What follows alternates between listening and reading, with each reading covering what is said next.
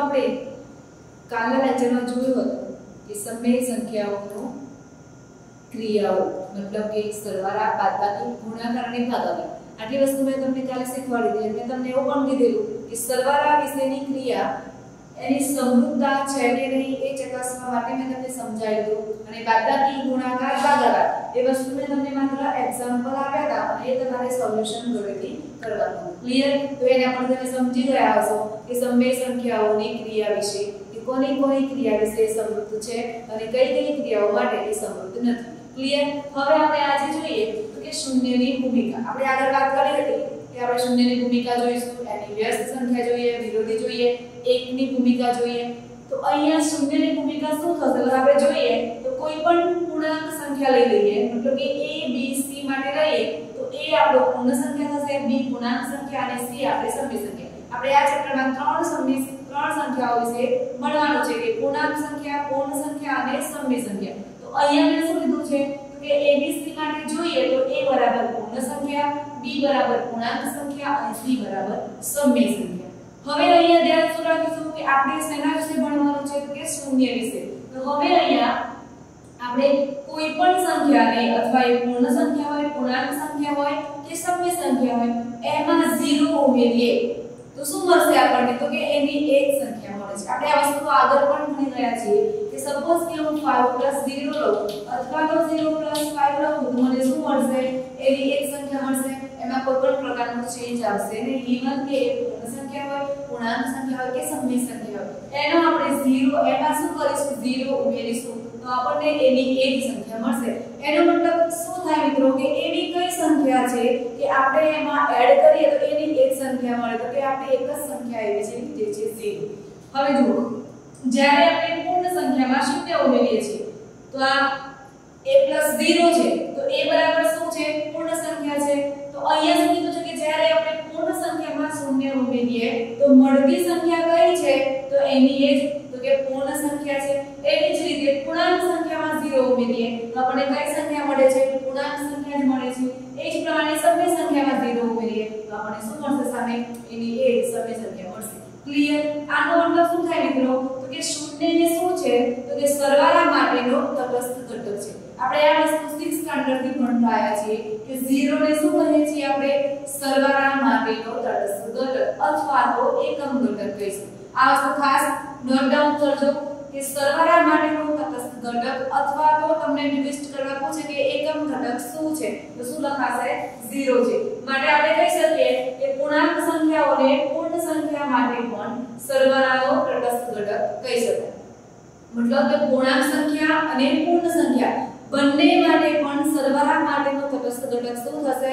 તો કે 0 થશે. ક્લિયર આટલી વસ્તુ? તો આપણે ખાસ આમાં યાદ શું રાખીશું કે કોઈ પણ સંખ્યા હોય, કોઈ પણ પૂર્ણાંક સંખ્યા હોય, પૂર્ણ સંખ્યા હોય કે સમય સંખ્યા હોય એમાં આપણે 0 ઉમેરીશું તો આપણને શું મળશે? તો કે પૂર્ણ સંખ્યા હોય તો પૂર્ણ સંખ્યા જ મળશે, પૂર્ણાંક સંખ્યા હોય તો પૂર્ણાંક સંખ્યા મળશે અને સમય સંખ્યા હોય તો સમય સંખ્યા જ મળશે. ક્લિયર? માટે આપણે કહી શકીએ કે શૂન્યને સરવાળા માટેનો તટસ્થ ઘટક અથવા તો એકમ ઘટક કહે છે. ક્લિયર?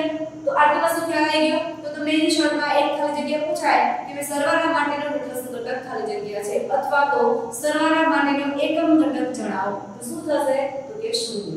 ક્લિયર? આ જ વસ્તુ રહી આપણી એક માટે. તો કે એકની ભૂમિકા શું હોય? તો કોઈ પણ સમય સંખ્યા લઈ લઈએ આપણે, સમય સંખ્યા લઈએ કે પૂર્ણાંક સંખ્યા લઈએ કે પૂર્ણ સંખ્યા લઈએ એને આપણે a વડે ગુણીએ મીન્સ કે 1 વડે ગુણીએ તો શું મળશે આપણને? એની એક સંખ્યા મળશે. જેમ કે સરવાળા માટે શું કરતા હતા આપણે? તો કે 0 એડ કરીએ ત્યારે આપણને એની એક સંખ્યા મળતી. તો ગુણાકાર માટે મતલબ કે 1 ની ભૂમિકામાં શું લાગુ પડશે? તો કે કોઈ પણ સમય સંખ્યા હોય તો એ સમય સંખ્યાને આપણે 1 વડે ગુણીએ તો આપણને એની એક સંખ્યા મળે છે. ધેટ મીન્સ કે હું લઉં કે 2/3 ગુણ્યા 1 લઉં તો શું મળશે? મને અહીંયા 1/1 જશે તો 2/3 મળી ગયા. એવી રીતે હું લઉં કે 1 ગુણ્યા 1 તો શું મળશે? 1 જ મળશે. -3 ગુણ્યા 1 કરીએ તો કેટલા મળશે મને અહીંયા? કે -3. ક્લિયર? કોઈ પણ જે સંખ્યા હોય એ પછી પૂર્ણ હોય, પૂર્ણાંક હોય કે સમય હોય એને આપણે 1 વડે ગુણીએ તો મળતી સંખ્યા શું હશે? એની એ જ હશે. માટે અહીંયા શું કહેવાય કે ગુણાકાર માટેનો તટસ્થ ઘટક કયો થાય? 1 થાય. તો મિત્રો અહીંયા 1 માર્ક્સમાં આ વસ્તુ પૂછાઈ શકે છે કે સરવાળા માટેનો તટસ્થ ઘટક જણાવો અથવા તો ગુણાકાર માટેનો તટસ્થ ઘટક બનાવો. તો સરવાળા માટેનો તટસ્થ ઘટક કયો છે? તો કે 0 અને ગુણાકાર માટેનો તટસ્થ ઘટક કયો છે? તો કે 1. આટલી વસ્તુ ક્લિયર. એના પછી જોઈએ આપણે તો કે વિરોધી સંખ્યા અને વ્યસ્ત સંખ્યા. વિરોધી અને વ્યસ્ત આ વસ્તુ આપણે આગળ 6 સ્ટાન્ડર્ડ થી આ વસ્તુ ભણતા આયા છીએ કે વિરોધી સંખ્યા કોને કહેવાય અને વ્યસ્ત સંખ્યા કોને કહેવાય. તો આપણે જોઈએ અહીંયા કે વિરોધી સંખ્યા લઈ છે આપણે. તો વિરોધી સંખ્યામાં શું હશે? તો કે કોઈ પણ સંખ્યા આપણે a લઈ લઈએ તો a + - a = 0. અહીંયા આનો મતલબ શું થાય કે અહીંયા a ની વિરોધી સંખ્યા કઈ થઈ? તો કે -a થઈ. ધેટ મીન્સ કે ઉલટું પ્રમાણ થઈ જશે. કેવી રીતે? જો અહીંયા કે વિરોધીમાં શું કરવાનું? તમને કોઈ પણ સંખ્યા આપી હોય, ઇવન પૂર્ણ સંખ્યા હોય, પૂર્ણાંક સંખ્યા હોય કે સમય સંખ્યા હોય, તમને એવું કીધું હોય કે વિરોધી સંખ્યા લખો. તો વિરોધી સંખ્યામાં ખાસ ધ્યાન આપણે શું રાખીશું? તો કે જે સંખ્યા હોય એ પ્લસ હોય તો માઈનસ થઈ જાય, એ માઈનસ હોય તો પ્લસ થાય. જો અહીંયા એક્ઝામ્પલ તરીકે તમને એવું કીધું કે -1 ની વિરોધી સંખ્યા લખો તો શું થશે? તો કે -1 ની વિરોધી સંખ્યા થશે +1. એનો મતલબ શું થાય કે કોઈ પણ પૂર્ણાંક સંખ્યા અથવા પૂર્ણ સંખ્યા અથવા તો સમય સંખ્યા લઈએ એના માટે જો વિરોધી સંખ્યા લેવી હોય તો જો પૂર્ણ સંખ્યા a હોય તો -a મળશે. વિરોધી સંખ્યા શું મળશે આપણને? -2. એવી રીતે અહીંયા હું લખું કે 2/3. તમને એવું કીધું હોય કે આની વિરોધી સંખ્યા લખો તો શું જોવાનું છે આપણે? 2/3 કેવા છે? ધન છે. વિરોધી સંખ્યા કીધી છે. વિરોધી સંખ્યામાં શું થશે? તો અંશ અને છેદમાં કોઈ પણ પ્રકારનો ચેન્જ આવશે અને માત્ર ને માત્ર શું બદલાશે? એની નિશાની બદલાશે. જો ધન હશે તો ઋણ થઈ જાય એની વિરોધી કહેવાય. ઋણ હોય ને ધન થાય તો એ શું થઈ ગયું? એની વિરોધી સંખ્યા. તો જો અહીંયા 2/3 એ શું છે? ધન છે. તો વિરોધી સંખ્યા કીધી છે એટલે શું થઈ જશે? -2/3. એવી જ રીતે તમને કીધું હોય કે -15 ની વિરોધી સંખ્યા જણાવો તો -15 ના વિરોધી કેટલા થશે? માઈનસ છે તો વિરોધી કેવા થઈ જશે? પ્લસ. તો કેટલા થઈ જાય? +15. તો આ થઈ વિરોધી સંખ્યા. તો આ રીતે તમને એવું કીધું હોય કે -7/11 ની વિરોધી સંખ્યા લખો તો શું આવશે અહીંયા? ખાલી +7/11. ક્લિયર થઈ ગઈ આટલી વસ્તુ? તો આ થઈ આપણી વિરોધી સંખ્યા. તો તમને કોઈ પણ સંખ્યા આપી હોય તો તમને એવું કીધું હોય કે વિરોધી સંખ્યા લખો તો તમે લખી શકશો ઈઝી. માત્ર ને માત્ર શું જોઈશું? આપણે નિશાની જોઈ લઈશું. એના પરથી આપણને ખ્યાલ આવી જશે કે વિરોધી સંખ્યા શું થાય. જો ધન આપેલી હોય તો વિરોધી માઈનસ થઈ જાય, ઉલટું થઈ જાય. અને ઋણ હોય તો કેવી મળે આપણને? વિરોધી સંખ્યા ધન મળે. ક્લિયર? હવે વ્યસ્ત સંખ્યા જોઈએ. વ્યસ્ત સંખ્યામાં શું હશે? હવે વ્યસ્ત સંખ્યામાં વિરોધી અને વ્યસ્ત એ શું છે? તો કે વિરોધીમાં આપણે શું જોતા હતા? તો કે વિરોધીમાં આપણે જોતા હતા કે સંખ્યા ઋણ હોય તો ધન થઈ જાય, ધન હોય તો ઋણ થાય. હવે વ્યસ્તમાં શું જોવાનું? તો કે વિરોધી મતલબ કે ધન ઋણથી મતલબ હોતો નથી. સપોઝ કે તમને એવું કીધું હોય કે 3 નો વ્યસ્ત લખો તો શું થશે? આમાં 3 શું છે? સેવા છે તો કે ગુણાકારમાં જો અહીંયા 3/1 લઈ લો તો શું થાય? તો ગુણાકારમાં થઈ ગયા. અથવા તો અહીંયા શું થશે? તો કે જે અંશ હોય એ છેદ થઈ જાય અને છેદ હોય તે અંશમાં જતો રહે. તો જુઓ અહીંયા અંશ 3 છે અને છેદ 1 છે તો શું થઈ જશે? તો 3 ક્યાં આવી જશે? છેદમાં આવી જશે અને 1 છેદમાં છે તો શું થઈ જશે? અંશમાં આવી જશે. ધેટ મીન્સ કે અહીંયા શું થશે? અંશ અને છેદ ઉલટાઈ જશે. એ થઈ ગયું એનું વ્યસ્ત પ્રમાણ. ક્લિયર? તમને એવું કીધું હોય કે 7/20 એની વ્યસ્ત સંખ્યા લખો તો હવે અહીંયા સપોઝ કે અહીંયા કીધું કે -7/20 એની વ્યસ્ત સંખ્યા લખો તો તમને હવે ખ્યાલ આવે કે ટીચરે એવું કીધું હતું કે ભાઈ ઋણ હોય તો ધન થઈ જાય. પણ એ શેમાં? તો કે વિરોધીમાં. વ્યસ્તમાં એ વસ્તુ થશે નહીં. વ્યસ્તમાં શું થશે? ખાલી અંશ અને છેદ ઉલટાઈ જશે. છેદ હોય એ અંશમાં આવી જશે અને અંશ હોય એ છેદમાં. ધેટ મીન્સ કે જો 7/20 છે પણ કેવા છે? માઈનસ. તો પણ માઈનસ ના માઈનસ જ રહેશે પણ ફર્ક શું આવશે? તો કે 20/-7 થઈ જશે. ક્લિયર? આટલી વસ્તુ તો આ પ્રમાણે વ્યસ્ત અને વિરોધી આપણે લખી શકીએ. ક્લિયર? હવે જો અહીંયા સમય સંખ્યા માટે ગુણાકારનું સરવાળા અને બાદબાકી પર વિભાજન આપણે જોઈ લઈએ. કોઈ પણ સમય સંખ્યા a b c કોઈ પણ સમય સંખ્યા શું છે? a b c કોઈ પણ સમય સંખ્યા ધેટ મીન્સ કે તમે કોઈ પણ સમય સંખ્યા તમારી અનુકૂળતા મુજબ એક્ઝામ્પલ લઈ શકો છો. કોઈ પણ સમય સંખ્યા a b c માટે હવે અહીંયા શું કીધું છે? કે ગુણાકારનું સરવાળા અને બાદબાકી પર વિભાજન.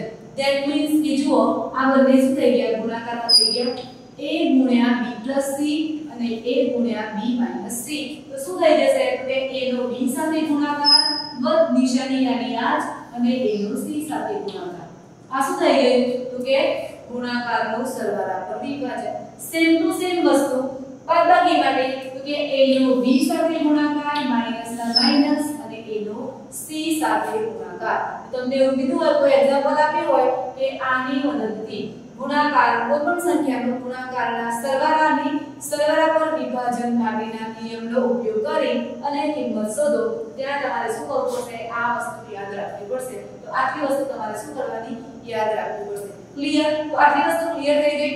જો કઈ વસ્તુ ભણ્યા કે 0 ની ભૂમિકા એના વિશે સમજ્યા. એના પછી 1 ની ભૂમિકા, વ્યસ્ત સંખ્યા, વિરોધી સંખ્યા, એટલી બધી વસ્તુ આપણે જોઈ ગયા. જો અહીંયા સમય સંખ્યા માટે વ્યસ્ત સંખ્યા લઈએ છીએ. કોઈ પણ સમય સંખ્યા હોય તો એ સમય સંખ્યા માટે આપણે વ્યસ્ત લઈએ તો શું થઈ જશે, તો હું તમને એમ કહું કે -a ભાગ્યા b છે તો -a ભાગ્યા b ની વિરોધી સંખ્યા લેવી છે તો શું થશે, તો કે a ભાગ્યા b. ક્લિયર છે? પણ જો હું તમને એમ કહું કે a ભાગ્યા b ની વ્યસ્ત લખો તો શું થાય વ્યસ્ત, તો કે b ભાગ્યા a. આટલી વસ્તુ ક્લિયર છે? હવે જુઓ તમને એવું કીધું હોય કે 8 ભાગ્યા 21 એની વ્યસ્ત સંખ્યા લખો તો શું લખશો તમે, તો કે 21 ભાગ્યા 8. આ વસ્તુ ક્લિયર થઈ ગઈ. એના પછી આપણે શું જોયું તો કે સમય સંખ્યા માટે ગુણાકારનું સરવાળા અને બાદબાકી પર વિભાજન.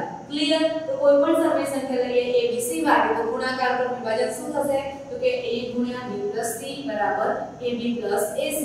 બાદબાકી માટે લઈએ તો a ગુણ્યા b minus c બરાબર ab minus ac. ક્લિયર આટલી વસ્તુ? હવે જોઈએ આપણે ઉદાહરણ નંબર 1. હવે શું જોઈશું આપણે, ઉદાહરણ નંબર 1. હવે અહીંયા મને ઉદાહરણ નંબર 1 આપેલું છે, બુકમાં છે ઉદાહરણ નંબર 1. એની રકમ લખી અને પછી આગળ આપણે દાખલો ગણીએ.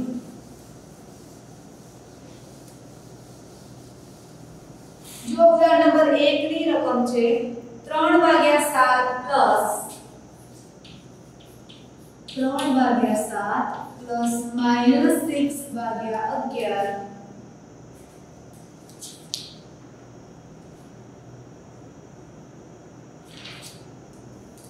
પ્લસ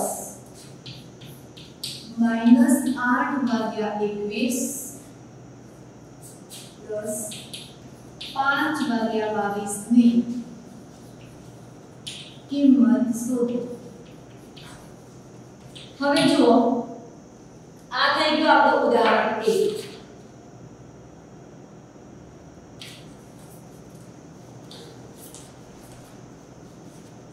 હવે અહીંયા આપણે એવું કીધું છે કે કિંમત શોધો. હવે અહીંયા આપણને ખ્યાલ શું આવશે કે મેં તમને કીધું હતું કે જ્યારે આપણે અપૂર્ણાંકો અથવા સમય સંખ્યાના સરવાળા બાદબાકી ગુણાકારને સરવાળા અને બાદબાકી કરતા હોઈએ છીએ ત્યારે શું લઈએ છીએ, તો કે છેદ હંમેશા કેવા હોવા જોઈએ, તો કે સરખા હોવા જોઈએ. હવે અહીંયા જુઓ તો કે અહીંયા છેદ જુઓ તો 7 11 21 અને 22. તો અહીંયા સૌપ્રથમ આપણે શું કરીશું, તો કે છેદને શું કરીશું, સરખા બનાવીશું. તો છેદને સરખા બનાવવા માટે શું કરવું પડે, પહેલા તો કે લસાઅ લેવો પડશે. તો જો તમારે આ દાખલો બે રીતે કરી શકાય. તમે આ 7 11 21 ને 22 એનો લસાઅ લઈ લેશો, લસાઅ શોધશો. એ લસાઅ શોધ્યા પછી તમે શું કરવું પડશે, એને છેદ સરખા બનાવવા પડશે. એનો મતલબ કે અંશ અને છેદ વડે આપણે ગુણવા પડશે અને પછી આપણે સરવાળા બાદબાકી કરી શકીશું. તો મિત્રો અહીંયા જુઓ કે જ્યારે આપણે 7 11 21 ને 22 નો લસાઅ લઈશું તો આપણને એ લસાઅ મળશે 462. તમે જ્યારે તમારી નોટબુકમાં લસાઅ ગણશો તો એ લસાઅ આપણને થોડો લેન્ધી મળશે, મોટી રકમ મળે છે. તો એના કરતા બીજી એક રીત છે, તમારે બંને રીત ગણવાની છે. 462 લસાઅ લઈ લેશો પછી એને આપણે શું કરવાના, વળી પાછા ગુણવા પડશે કે 7 ને કઈ સંખ્યા વડે ગુણીએ તો 462 થાય. એવી જ રીતે 11 ને 21 ને 22 ને આ બધી જ વસ્તુ આપણે વિચારવી પડશે. તો મિત્રો એ રીત થોડી લેન્ધી, આપણે સરળ રીત જોઈશું. તો એમાં આપણે શું લઈએ તો કે આપણે આગળ ભણી ગયા હતા કે ક્રમનો ગુણધર્મ અને જૂથનો ગુણધર્મ એના વિશે આપણે અભ્યાસ કર્યો. તો આપણે શું કરીશું, પહેલા તો કે ક્રમ અને ક્રમના ગુણધર્મ અને જૂથના ગુણધર્મ પ્રમાણે આપણે આને એક્ઝામ્પલ લઈએ. તો શું થશે અહીંયા ગણીએ તો પહેલા तो कि આપણે જૂથ બની લઈએ 3/7 વત્તા -8/21 ક્લિયર એક જૂથ બની ગયો પ્લસ બાકી કયા રહ્યા તો કે -6/11 પ્લસ 5/22 હવે જો રીત થોડી ઈઝી થઈ જશે છેલ્લે લાસ્ટમાં તો આપણે આન્સર એ જ પ્રમાણે મળવાનો છે પણ જો તમે આ રીતે બે ગ્રુપ બનાવી દીધા તો તમારે હવે શોધવાનો લસા ખોલો તો કે એક વાર 7 અને 21 નો લસા શોધવો પડશે અને 11 અને 22 નો લસા તમારે શોધવો પડશે તો સિમ્પલ છે મિત્રો તો કે 7 અને 21 તો એનો લસા કેટલો થશે તો કે 21 અને 11 અને 22 તો એનો લસા આપણે કેટલો મળશે 22 આ વસ્તુ આપણે ડાયરેક્ટ જોઈ શકીએ છીએ હવે અહીંયા આપણે શું કરવું પડશે છેદ સરખા કરવા પડશે તો જો અહીંયા 3/7 છે તમારે છેદમાં કેટલા લાવવા પડશે 21 તો 7 ને કેટલા વડે ગુણીશ તો 21 થશે તો કે 7 3 21 તો ઉપર અંશને પણ એકલા વડે ગુણવા પડશે ક્લિયર પ્લસ -8/21 છે ઓલરેડી છેદમાં 21 આપેલા છે માટે આપણે શું કરીએ છીએ હમણાં પણ 1 ની ભૂમિકા મુજબ શું લઈ લઈશું એને આપણે 1 વડે ગુણી દઈશું આટલી વસ્તુ ક્લિયર થઈ ગઈ હવે જુઓ પ્લસ આ સ્ટેપ બાકી જ રહ્યો આપણું હજુ -6/11 તો 2 વડે ગુણીએ ત્યારે કેટલા મળે 22 અને પ્લસ 5/22 છે એટલે 1 વડે ગુણીશું ત્યારે આપણને કેટલા મળશે 22 ક્લિયર થઈ ગઈ આટલી વસ્તુ સમજણ પડી ગઈ જો તમે સળંગ તમે ડાયરેક્ટ 7 11 21 ને 22 નો લસા લીધો હોત તો એ રીત તમારી ખોટી છે નહીં લસા તમને 462 મળે છે એના પછીનો જે સ્ટેપ તમારે આવે છે કે લસા મતલબ કે સમછેદી બનાવવા માટે તમે જે ગુણાકાર કરશો એ ગુણાકારમાં તમને થોડું ટ્વિસ્ટ લાગશે બાકી રીત ઈઝી છે પણ અહીંયા જુઓ તો આપણે બે બે જૂથ બનાવી દીધા છે તો આ વસ્તુ તમને ઈઝી પડશે કેમ તો 7 અને 21 નો લસા તમે ઈઝીલી શોધી શકશો તો કેટલો મળી ગયો આપણે 21 એવી રીતે 11 અને 22 નો લસા લઈ લઈએ તો કેટલા મળી ગયા 22 ક્લિયર એ જ પ્રમાણે હવે છેદમાં આપણે શું લાવવા પડશે 21 તો આ સિમ્પલ રીતે આપણે ગણી શકીએ છીએ હવે જુઓ અહીંયા છેદમાં કેટલા છે 21 તો 3 ગુણ્યા 3 એટલે 9 ડાયરેક્ટ લખું છું માઈનસ કે માઈનસ તો પ્લસ માઈનસ માઈનસ એટલે 8 થઈ ગયા 9 8/21 ક્લિયર પ્લસ અહીંયા શું થશે કે છેદમાં 22 થશે 6 દુ 12 તો કે -12 + 5 ક્લિયર છે આટલી વસ્તુ -12 + 5 થઈ ગયા હવે જો અહીંયા 9 માંથી 8 જશે એટલે કેટલા વધશે 1 તો 1/21 અહીંયા જો -12 + 5 એટલે કેટલા થશે -7 થશે ડાયરેક્ટ લખી દો પ્લસ માઈનસ માઈનસ 7/22 હવે આ વસ્તુ આપણને મળી ગઈ એટલે સુધી કે 1/21 - 7/22 તો ફરીથી શું લેવું પડશે વળી પાછું આપણે લસા લેવો પડશે કોનો કોનો તો કે 21 અને 22 નો આપણે શું લઈશું લસા તો 21 અને 22 નો લસા લઈશું તો શું મળશે આપણને તો જોઈએ લસા શોધી લઈએ આપણે તો કે 21 અને 22 જો પેલા બે ભાગ ચાલશે 21 નો એમના એમ રહેશે કારણ કે ભાગ ચાલશે નહીં 2 એટલે 11 દુ 21 જો હવે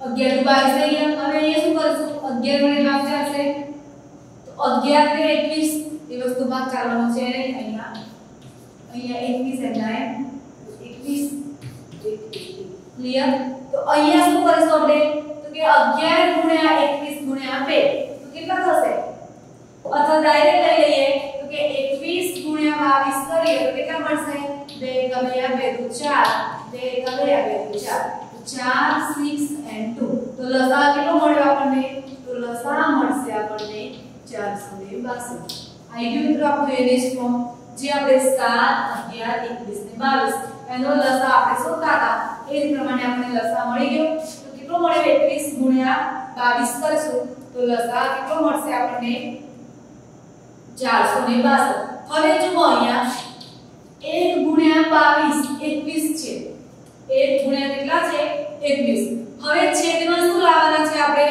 તો કે 462 હવે અહીંયા મેં શું કર્યું તો કે 21 ગુણ્યા કેટલા કર્યા મેં 22 કર્યા ત્યારે મને શું મળ્યું ત્યારે મને કેટલા મળ્યા 462 તો અહીંયા હું શું કરી દઈશ તો तो કે 21 ગુણ્યા કેટલા કરીશ 22 ઉપર પણ કેટલા આવશે 22 માઈનસ 7 ગુણ્યા 22 7 ભાગ્યા 22 તો અહીંયા કેટલા કરવા પડશે 21 સમજી શકો છો અહીંયા કેમ આ વસ્તુ તમને જલ્દી ખબર પડશે કારણ કે આપણે 21 ગુણ્યા 22 કરે ત્યારે આપણને લસા કેટલો મળ્યો 462 તો અહીંયા તમે જોઈ શકો છો કે છેદમાં 1 ભાગ્યા 21 છે તો એના છેદમાં આપણે કેટલા લાવવાના છે 462 તો મિત્રો આપણને ખ્યાલ જ છે કે 21 ગુણ્યા 22 કરીએ કે આપણને કેટલા મળે છે 462 તો અહીંયા 21 ને હું કેટલા વડે ગુણું તો મને 462 મળે તો કે 22 વડે અને 22 ને આપણે 21 વડે ગુણીએ એટલે કેટલા મળે 462 તો અહીંયા જુઓ 22 થઈ ગયા 22 ભાગ્યા 462 માઈનસ 21 ગુણ્યા 7 એટલે કેટલા મળશે આપણને 147 બાય 462 છેદ સરખા થઈ ગયા તો અહીંયા 22 માઈનસ 147 ભાગ્યા 462 તો 147 અને કેટલા બાદ કરીશું આપણે 22 બાદ કરીશું તો આન્સર મળશે -125 બાય 462 જે આપણો આન્સર છે ક્લિયર આટલી વસ્તુ કેવી રીતે કર્યું તો જુઓ અહીંયા તમને મેં કીધું હતું કે કિંમત શોધો એવું તમને આપેલું છે હવે તમે ડાયરેક્ટ વિચાર શું આવે કે છેદ સરખા કરવા પડશે જો તમે 7 11 21 22 સળંગ રસ્તા લઈ લેશો 462 તો પણ એ રીત ખોટી છે ને સાચી છે પણ તમારે અહીંયા એ વસ્તુને વિચારવી પડે કે 7 ને કેટલા વડે ગુણીએ તો 462 મળે 11 ને કેટલા વડે ગુણીએ તો 462 મળે 21 ને કેટલા વડે ગુણીએ ને 22 ને બધાનું તમારે સરવાળો બાદબાકી કરવું પડે અને પછી તમને લાસ્ટમાં આ આન્સર મળી જાય જો તમારે સરવાળા બાદબાકીમાં ભૂલ પડી તો તમે કિંમત સાચી શોધી શકો નહીં માટે આપણે શું કરવાનું મિત્રો કે ક્રમ ને જૂથના નિયમ મુજબ આપણે અલગ અલગ જૂથ બનાવી દેવાના ક્લિયર છે તો આ રીતે જો બે જૂથ કરી દીધા તો આપણે લસા પણ ઈઝી રહેશે અને આપણે સ્ટેપ બાય સ્ટેપ દાખલો સરળ રીતે આપણે ગણી શકીએ ક્લિયર આટલી વસ્તુ હવે નેક્સ્ટ જોઈએ ઉદાહરણ નંબર 2 જો આ બે ઉદાહરણ સમજાઈશ પછી તમને ઓટોમેટિક સમજણ પડી જશે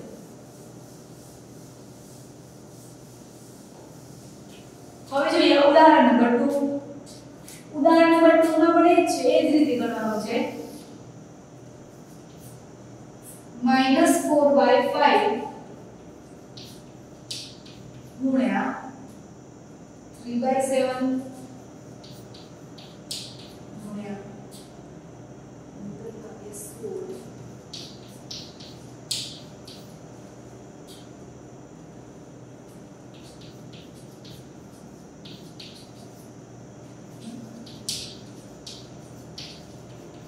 હવે જો અહીંયા રકમ આપેલી છે કે -4/5 into 3/7 into 15/60 into -14/9 બરાબર આની કિંમત આપણે શોધવાની છે હવે અહીંયા શું કરીશું સેમ ટુ સેમ પ્રોસેસ શું કરીશું આપણે તો કે શું બનાવી દઈએ પહેલા ગ્રુપ બનાવી દઈએ તો જુઓ અહીંયા -4/5 ગુણ્યા 3/7 હવે વચ્ચે ગુણાકારની જ નિશાની છે તો 15 ગુણ્યા -14 ભાગ્યા 16 ગુણ્યા 9 ક્લિયર આપણી વસ્તુ હવે જુઓ ગુણાકારમાં તો આપણને સરળ ખબર જ છે કે અંશ અંશનો ગુણાકાર છેદ છેદનો ગુણાકાર તો -4 ગુણ્યા 3 તો કેટલા થશે -12 અને 7 ગુણ્યા 5 એટલે કેટલા થઈ ગયા 35 હવે જુઓ અહીંયા મિત્રો 15 ગુણ્યા -14 અને 16 ગુણ્યા 9 છે તો હવે ગુણાકારમાં ધ્યાન શું રાખવાનું કે જ્યાં આપણો છેદ ઉડતો હોય ત્યાં આપણે છેદ ઉડાડી દેવાનો છે હવે જુઓ અહીંયા 15 છે ને 9 છે ત્રણેય ભાગ ચાલે છે બંનેને તો અહીંયા જુઓ 3 ગુણ્યા 5 એટલે 15 પર લખું તમારી સમજણ માટે અને 3 ગુણ્યા 3 તો આ 3 કેન્સલ થઈ ગયા તો ઉપર કેટલા વધ્યા 5 અને નીચે વધ્યા 3 સમજણ પડી અહીંયા મેં શું કર્યું તમને સમજણ માટે કે 3 ગુણ્યા 5 એટલે 15 લખ્યા અને 3 ગુણ્યા 3 એટલે 9 લખ્યા ધેટ મીન્સ કે અવયવ પાડી દીધા તો બંનેમાં 3 કેન્સલ થઈ જશે તો ઉપર વધશે 5 અને નીચે વધશે 3 એવી જ રીતે -14 છે તો 7 ગુણ્યા 2 એટલે 14 અને 8 ગુણ્યા 2 એટલે 16 તો આ 2 અહીંયા કેન્સલ થઈ જશે તો ઉપર શું વધ્યું મિત્રો તો કે -7 ગુણ્યા 5 કેટલા વધ્યા ઉપર -7 ગુણ્યા 5 એટલે કેટલા વધશે જુઓ અહીંયા લખીએ -7 ગુણ્યા 5 ભાગ્યા નીચે કેટલા વધ્યા છે 8 ગુણ્યા 3 એક સ્ટેપ વધારે -12 ભાગ્યા 35 એમના એમ રહેશે ગુણ્યા ભાગ્યા 8 3 24 ક્લિયર થઈ ગયો અહીંયા હવે જુઓ આ -12 અને -35 તો શું છે તો માઈનસ માઈનસ પ્લસ એ રીતે ગુણાકાર થશે એટલે તો અહીંયા જુઓ મિત્રો 12 અને 12 તો કેટલા થઈ ગયા 24 થઈ ગયા હવે શું થશે અહીંયા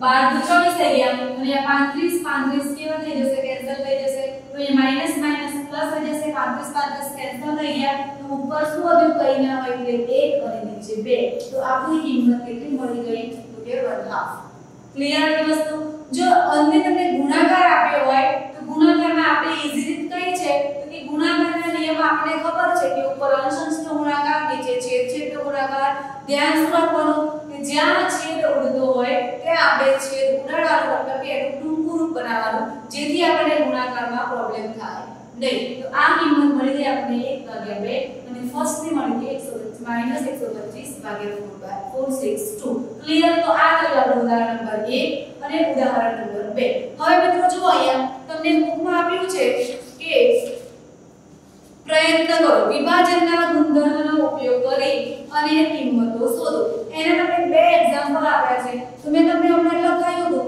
કે ગુણાકારનો સરવાળા અને બાદબાકી પર વિભાજન તો એ શું છે આપણા વિભાજનના ગુણધર્મના નિયમો છે તો આપણે એ બે એક્ઝામ્પલ છે આ જ રીતેથી શું કરીશું કે વિભાજનના ગુણધર્મનો ઉપયોગ કરીને આપણે શું કરીશું એ દાખલા ગણીશું તો અહીંયા એક દાખલો ગણી લઈએ અને એક તમારે ઘરેથી હોમવર્કમાં ગણવાનો રહેશે બરાબર બુક જે આપણે પ્રયત્ન કરો છે એના બે એક્ઝામ્પલ છે વિભાજનના ગુણધર્મનો ઉપયોગ કરી અને કિંમતો શોધવાની છે એમાંથી એક્ઝામ્પલ 1 હું તમને સોલ્વ કરાવું છું એક્ઝામ્પલ નંબર 2 એ તમારે જાતે સોલ્વ કરવાનું સમજી ક્લિયર હવે જોઈએ તો 7/5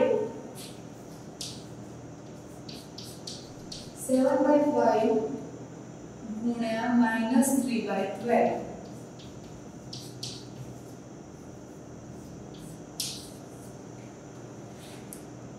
plus 7/5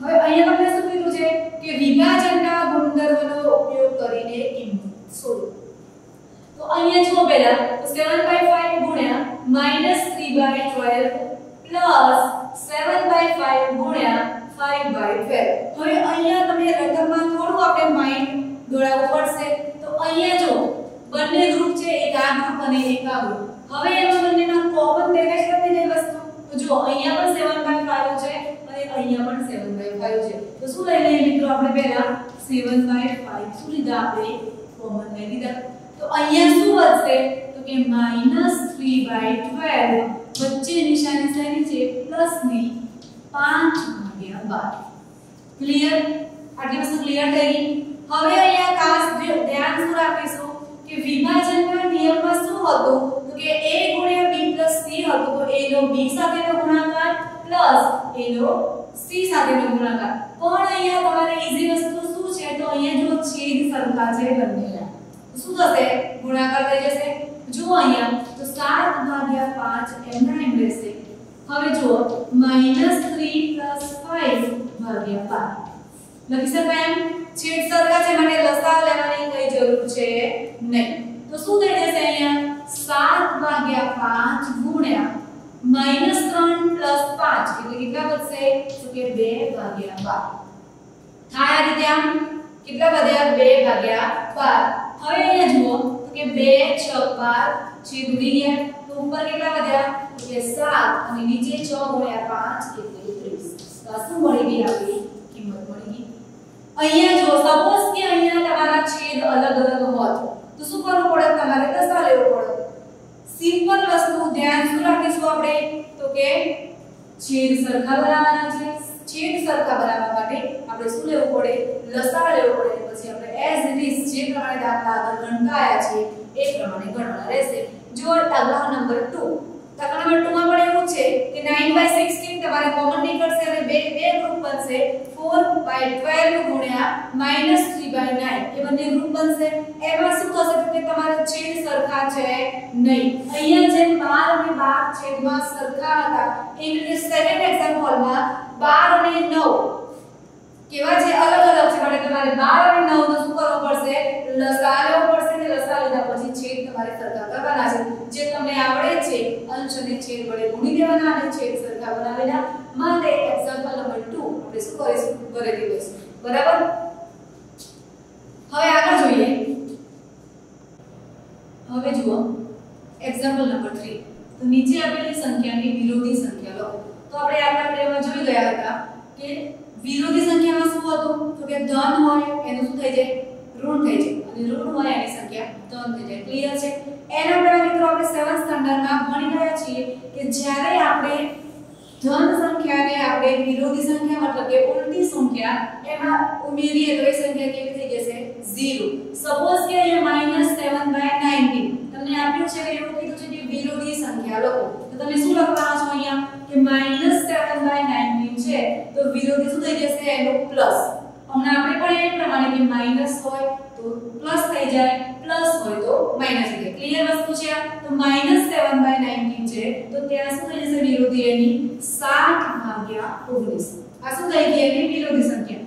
હવે તમને એવું છે કે આ રાઈટ છે કે રોંગ એ વસ્તુ ચેક કરવી છે તો આપણે શું કરીએ છીએ તો -7/19 છે એમાં આપણે શું ઉમેરીએ તો આપણને 0 મળે. તો કે વિરોધી સંખ્યા કઈ મળી આપણને 7/19 ઉમેરીએ તો આપણને શું મળશે 0. કેવી રીતે તો જો અહીંયા -7 + 7/19 તો -7 + 7 કેવા થઈ જશે 0 થઈ જશે. ક્લિયર આટલી વસ્તુ.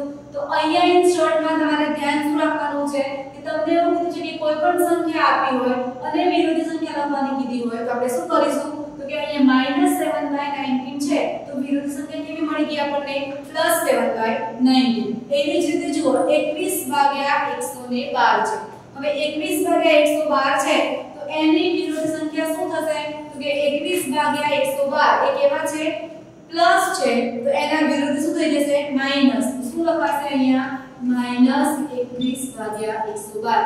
આપણે એને ચકાસવું હશે તો શું કરીશું તો જુઓ અહીંયા 21/112 પ્લસ -21/112 કેટલા મળે આપણને 0 મળે. ક્લિયર. તો આ શું થઈ ગઈ વિરોધી સંખ્યા. ઇન શોર્ટમાં ધ્યાન શું રાખીશું કે આપણને એવું કીધું કે વિરોધી સંખ્યા શોધો ત્યારે આપણે શું કરીશું કે જે આપેલ સંખ્યા પ્લસ હોય તો એને આપણે માઈનસમાં લઈ લેવાની, માઈનસ હોય તો આપણે એને પ્લસમાં લઈ લઈશું. ક્લિયર. તો આ થઈ ગઈ આપણી વિરોધી સંખ્યા. હવે જુઓ ઉદાહરણ નંબર 4 માં તમને કીધું છે કે નીચે આપેલી સંખ્યાને x તરીકે લઈ ચકાસો કે -x x. આપણે શું કરવાનું છે આને x તરીકે લઈને આપણે આટલી વસ્તુ ચકાસવાની છે. ક્લિયર. તો અહીંયા તમને x બરાબર એક કિંમત આપી છે 13/17. હવે મિત્રો તમને એક અહીંયા ખબર શું પડશે તો જો અહીંયા x સંખ્યા આપી છે અને એની વિરોધી સંખ્યા આપણે લેવાની છે અને સાબિત કરવાનું છે કે -x x. તો અહીંયા x બરાબર કેટલા લીધા છે મેં 13/17. હવે અહીંયા x બરાબર 13/17 ની વિરોધી સંખ્યા લેવી છે તો અહીંયા x ની વિરોધી શું થશે તો કે -x. સમજી શકો છો અહીંયા x પ્લસ છે x ના આગળની નિશાની છે નહીં માટે આપણે શું વિચારીએ કે ધન છે. 13/17 એ પણ શું છે ધન છે માટે બંનેની વિરોધી લઈ લઈએ તો x ની વિરોધી સંખ્યા થશે -x અને 13/17 ની વિરોધી સંખ્યા થશે -13/17. હવે જો અહીંયા આપણે સમતા ચેક કરીએ કે વિરોધી સંખ્યા ઓલરેડી એક્ચ્યુઅલમાં સાચી છે કે નહીં તો શું કરીશું 13/17 ની વિરોધી સંખ્યા શું હતી -13/17 તો એના બરાબર શું મળ્યું આપણને 0 મળી ગયા. એનો મતલબ એ થયો કે 13/17 ની વિરોધી સંખ્યા શું છે તો કે -13/17.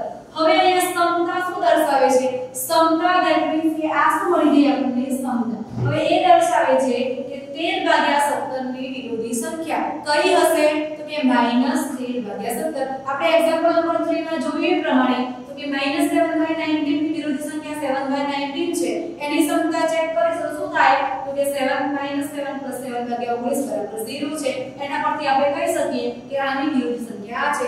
સેમ ટુ સેમ પ્રોસેસ આના માટે લઈ લઈએ જોઈએ તો આ સમતા શું દર્શાવે છે કે 13/17 છે એની વિરોધી સંખ્યા શું થશે -13/17 આટલું ક્લિયર તો આના ઉપરથી આપણે શું લેવાનું છે તો કે x x તો ઓલરેડી માઈનસ છે તો શું લઈ લઈએ -13/17 બરાબર કેટલા મળશે આપણને 13/17 કેવી રીતે તો જુઓ અહીંયા માઈનસ માઈનસ પ્લસ થઈ જશે તો 13/17 આપણને મળી ગયા માટે આપણે સાબિત કરી શકીએ કે -x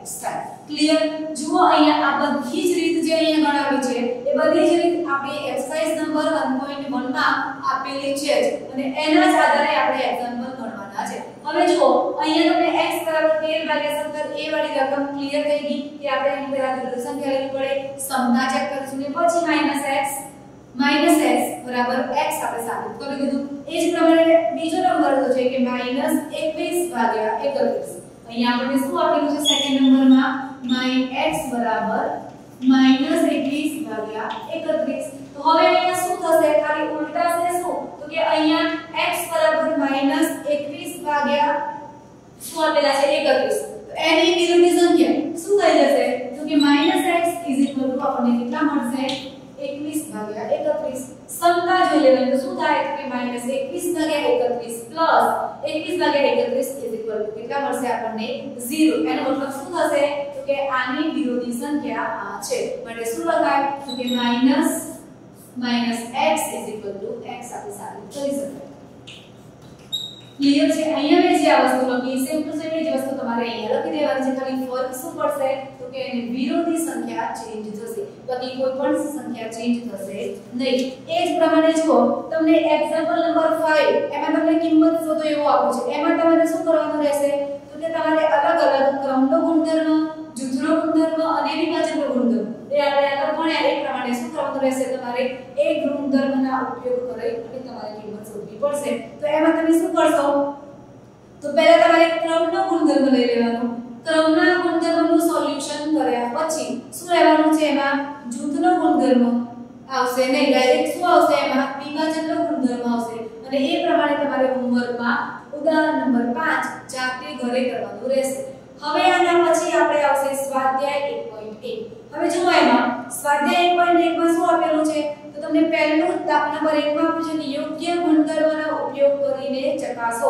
અથવા તો કિંમત શોધો એ તમને આપેલું છે એ વસ્તુ આપણે આગલા વિડિયોમાં જોવાનું છે એના પછીના તમને દાખલા નંબર 2 અને દાખલા નંબર 3 જે આપણે હમણાં હાલ ભણી ગયા છીએ એ તમારે હોમવર્કમાં કરવાનું રહેશે તો જુઓ અહીંયા હોમવર્કમાં તમે ઘરેથી ઉદાહરણ નંબર 5 ગણશો લખી દઈએ આપણે HW લખી આપણે એક્ઝામ્પલ નંબર 5 શેમાં છે ટેક્સ્ટ બુકમાંથી આપણે ગણવાનું રહેશે ત્યારબાદ સ્વાધ્યાય 1.1 નો દાખલા નંબર 2 અને દાખલા નંબર 3 ગણો ક્લિયર દાખલા નંબર 1 હું તમને સોલ્વ કાલના વિડિયોમાં કરાવી દઈશ દાખલા નંબર 2 અને દાખલા નંબર 3 બંનેમાં શું છે તો દાખલા નંબર 2 માં તમારે ખાલી વિરોધી સંખ્યા લખવાની છે તમને જાતે આવડી જશે અને દાખલા નંબર 3 માં આપણે કીધું છે કે -x x સાથે ચકાસવાનું છે તો અહીંયા સુધી મિત્રો આપણે આજે જે ભણ્યા કે 0 ની ભૂમિકા 1 ની ભૂમિકા વિભાજનના ગુણધર્મો પછી આપણે આગળ ભણી ગયા હતા ક્રમનો ગુણધર્મ જૂથનો ગુણધર્મ એ બધી જ વસ્તુ હવે આપણે એક્સરસાઇઝ 1.1 માં એ બધી જ વસ્તુનો આપણે ઉપયોગ કરવો પડશે માટે ઘરે મિત્રો એકવાર આપણે એ વસ્તુનું રિવિઝન કરી લઈશું અને આ દરેક વસ્તુ છે સ્ટેપ બાય સ્ટેપ નોટબુકમાં આપણે લખી દઈશું બાકીનો સ્વાધ્યાય 1.1 છે આપણે આગળ વિડિયોમાં જોઈશું